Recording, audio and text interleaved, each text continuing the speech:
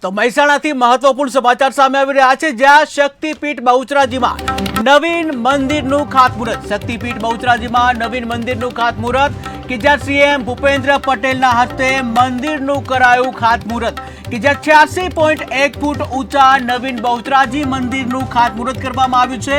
ત્યારે સોમનાથ, દ્વારકા અને પાવાગઢની જેમ વિકાસ કરવામાં આવશે મંદિરનો. ત્યારે 80 કરોડના ખર્ચે નવેસરથી મંદિરનું ખાતમુહૂર્ત કરવામાં આવ્યું છે કે જ્યાં પ્રથમ ફેઝમાં ₹80 કરોડના ખર્ચે નિર્માણ પામશે મંદિર. તો મહત્વપૂર્ણ સમાચાર મહેસાણાથી સામે આવી રહ્યા છે.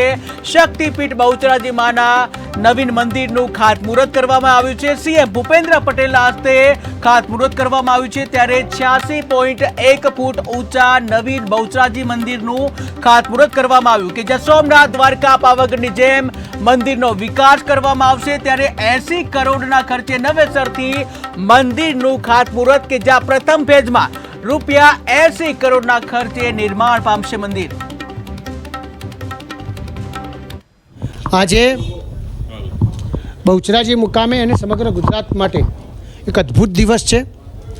1835થી 1839માં ગાયકવાડ મહારાજાએ આ મંદિર બનાવેલું. આપણે સૌ હજારો વર્ષ સુધી વરખડી મંદિરનો ઇતિહાસ છે અને આદરણીય અમારા પ્રધાનમંત્રી નરેન્દ્રભાઈ મોદી સાહેબ, આદરણીય અમિતભાઈ સાહેબ સખત બહુચરાજીનો કેવી રીતે વિકાસ થાય એ બાબતે ચિંતા કરતા હતા.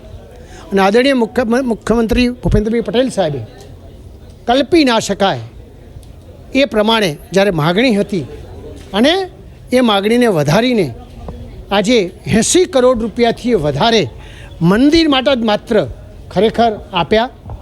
અને આજે સાહેબ પોતે આપણા ઉપરાષ્ટ્રપતિ આવવાના હોવા છતાંય ટાઈમ એડજસ્ટ કરીને પણ ખરેખર આજે ખાતમુહૂર્ત કર્યું.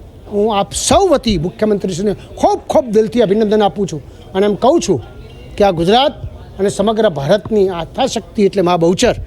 અને જ્યારે મા બહુચરનું અદ્ભુત થતું હોય ત્યારે હમણાં જ સાહેબ જેમ કહીને ગયા એમ કે આવનાર સમયની અંદર આ મંદિર સાથે 500 મીટર અને 500 મીટરથી 5 કિલોમીટર સુધી અદ્ભુત બહુચરાજીનો જ્યારે વિકાસ થવાનો છે ત્યારે ભારતીય જનતા પાર્ટીની સરકાર હંમેશા અંબાજી હોય, બહુચરાજી હોય, સોમનાથ હોય, દ્વારકા હોય, અનેક ક્ષેત્રે જ્યારે આવા અનેક કામ કર્યા છે ત્યારે આદરણીય પ્રધાનમંત્રી નરેન્દ્ર મોદી સાહેબને ખૂબ ખૂબ અભિનંદન.